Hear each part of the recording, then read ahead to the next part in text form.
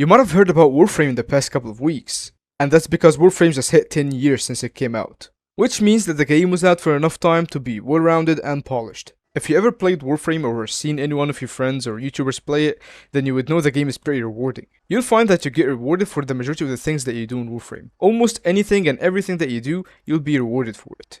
And the rewards could be anything from cosmetics to equipment and things that would help you throughout your time playing. Warframe is a fast-paced game, where you play as a space ninja and you go around slashing and shooting any and everything. I mean, what's not to like about it, right? The game has such a friendly community, such an awesome place to be where it's rare to find anyone who's toxic. And truly, I don't think there is any other community that's this friendly. I bet you that the majority of people you're gonna meet are gonna be willing to help, they're so friendly, they're open to talk, they wouldn't get toxic, when talking to you. I've met great people here, from friends to people who would help me throughout my missions, random people, to people who would give me free things just because they're friendly and they want to help out, so it's a really great community. And there are many unique weapons as well, so you'll never get bored. From great swords to swords, glaives, katanas, a lot of weapons. And for example, there are also flamethrowers, as well as a bow that shoots exploding arrows. There is also a briefcase that happens to shoot missiles. You can move the missiles wherever you want. For example, if I shoot it here and I point here, it's gonna go here. I can point it the other way. And yeah, there is also a huge variety of melees, but it's up to you to collect all of them. And as I mentioned, there is over 400 weapons in the game. And aside from weapons, the game has a lot of other things too. For example, there is a huge variety of warframes, which are the main thing that you use to fight enemies. Every single warframe is unique. You can't find a warframe that has exactly the same as any other warframe in this game. All characters here are pretty unique. And different warframes are different when it comes to abilities, looks, playstyle, so you'll definitely find something that suits you. The game also offers you a lot of companions, from robotics to weird looking companions to wildlife to a lot of companions. And they could all be from different types and completely unique companions. There's also a lot of tools that you can use in the game, for example an Arcwing, which is basically a wing that makes you fly like whenever you want in any open world basically. And with it you have a primary weapon that does a lot of damage, and you have a melee weapon. The game also has a skateboard, and it has a necromech, which is basically a mech, like any other mech you would see in games, and it does a huge damage. And if you want to see a video about it, I'll link you a link in the top in the card, and also in the description. And added to all of that, the game has a lot of features and mechanics, and with each new warframe added to the game, there is always unique mechanics, if not totally new. There are 3 open worlds in Warframe, with each one of them being unique and different from the other 2. And each open world offers you a huge area to explore. They also give you the ability to just go around free roaming without being tied to any mission. While you still can fight enemies, because in the open worlds there are camps and you will find enemies randomly spawning. Within the open worlds you can also hunt animals, mine for ores and minerals, and you can even fish in this game. So Warframe having an open world, yet alone 3, is a pretty big plus in my opinion. It gives you more places and content to go explore and have fun. And next to the 3 open worlds that we also have Railjack. Now, Railjack is not your typical missions that you do in Warframe. In these type of missions, you go into space and you fly in a ship that's bigger than the ship that you already own. The ship that you have in Railjack missions is quite different from the normal ship that you have. And no, it's not your typical ship where you just get to sit in it and do nothing else. It does have the same functionality where you have navigation, but the navigation here only shows you the Railjack nodes. So what's so special about this Railjack ship? Well, you can drive it, you can pilot the ship basically. Like, it's a pretty cool mechanic in the game, like having your own ship that you can control, that's a pretty awesome thing. Not just that, but as you can see, it also has guns on the front, it has like lasers here, there are different types of weapons on the Railjack. For example, I just showed you the lasers, there are also this ion cannon looking thing that shoots like a really heavy shot that kills other Railjack enemies. And after you charge it, you just release it and kaboom. It doesn't show anything obviously because there is no target that I can shoot right now. Aside from the pilot having guns for his own, there's also this one back here that I just showed you, and there's 2 more in the back. One here and one here. You can also have crews that are NPCs, and you can also have players helping you. Both have their own benefits.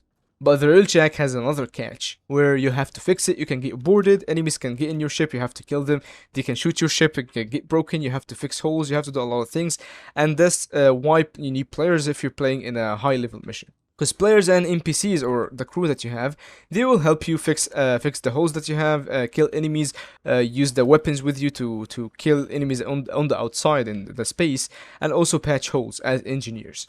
And right now I'm doing free roam on Railjack, which is a pretty good option that the game gives you, and it doesn't tie you down to any mission or objective or anything like that. So you can just like go around doing your thing, have fun, like just drive and or pilot your ship and all of that good stuff. And if you want to start a mission without leaving, you can come back to your navigation here and start any mission that you like. Also, did I mention that the game is free? Yep, it's completely free, and guess what? The premium currency within the game, which is platinum, is not necessary to get any equipment in the game. You absolutely don't need to buy any platinum in order to progress in the game or get a certain item or weapon. You can farm anything and everything yourself. So as a free-to-play player, you can just go around, spend some effort, put some time in the game, and you can get whatever you want. But also keep in mind that platinum is not going to buy you everything. For example, it's not going to buy you levels. You still have to level up your weapons, level up your warframes, and your equipment in general. So, if you're broke like me and you're a free-to-play player, you can still play this game absolutely free and you can still get to the end game without paying a single penny. And that's not the only thing about platinum. Yes, platinum can get pretty expensive. For example, 4K here is for $200. But in the same time, there are multiple ways and methods to get platinum in the game without paying a single penny. And if you're interested to know a couple of methods, then you could check out the great video that I made where I share a couple of good methods with you guys on how to get platinum absolutely free without paying money. I'll make sure to put it in the description as well so you can check it. Customization. You can customize everything you own in your arsenal. And trust me, it's not just colors when we talk about customization. When I say customization, I really mean it. So from attachments to colors to capes and more. For a small example, you can change the helmet on your Warframe, you can change the whole skin, you can change the stance, which is the way the Warframe stands, and the idle animation. You can change attachments or add attachments on basically every single body part of the body, like the shoulders, the back, the front, the legs, and so on. And in the game we have what's called ephemera, which is an effect for your Warframe that has different looks. They vary in shape and color. For example, Frostfall ephemera, which puts this frosty effect around your Warframe. And of course, you can still change the colors of the ephemera and every attachment and warframe that you have. And when it comes to ephemeras again, there is a lot of effects, like for example, there are wings, more wings, different effects, different ephemeras. You're gonna love it when it comes to customization in Warframe.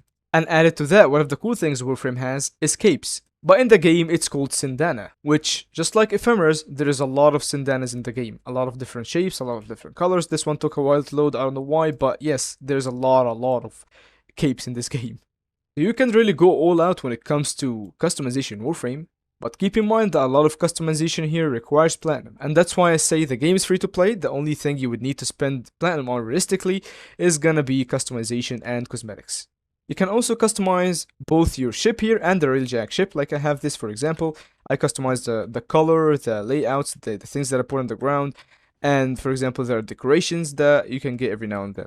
If you're looking for a challenge, then Warframe got you covered as well. The game is not easy if you don't try. Yes, early game it might seem easy and enemies might seem weak, but just watch it as it gets worse if you don't try harder. It's not like the game is too hard either, but you will at least have to put some effort into leveling up your equipment and playing the game and so on. And for the people that are looking for harder challenges, then don't worry. The game has a lot of challenging missions and parts and quests, including what's called Steel Path, which is basically the normal mission nodes that you got, but with enemies above level 100, and as you can see, they have 200% of health, shields, and armor. But on the good side as well, you have 100% resource drop chance and as well mod drop chance, so it's a pretty good deal. So if you're looking for a challenge in Warframe, definitely consider Steel Path, while also having other challenges and events that go on here. They can get challenging, especially in the sortie if you have it open. In the last one, it's from 80 to 100, so you would struggle doing it solo. Warframe is not small by any means. It's a huge game, so expect it to have a lot to offer. And I don't think I can fit everything about the game in one video without boring you guys, so why not you try the game yourself and give it a shot.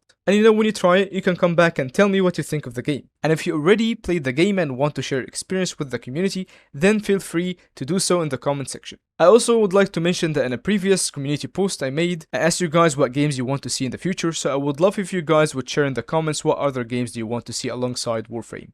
So don't forget, if you like the video, hit the like button, and if you want to see more Warframe content, subscribe.